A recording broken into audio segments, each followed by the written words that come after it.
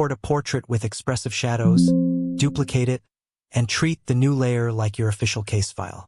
Start with dodge and burn, not to beautify, but to reveal nuance in subtle expressions, as if illuminating hidden motives. Switch to a monochrome gradient map with heavy contrasts, then reduce its opacity so the transformation feels more cinematic than obvious. Sharpen the eyes and mouth to intensify their presence, giving the impression that the subject knows something important. Add a layer of film grain using noise, building a texture reminiscent of old detective photographs. Lower the blacks slightly with curves for tension. When you export, imagine the portrait doesn't just resemble evidence.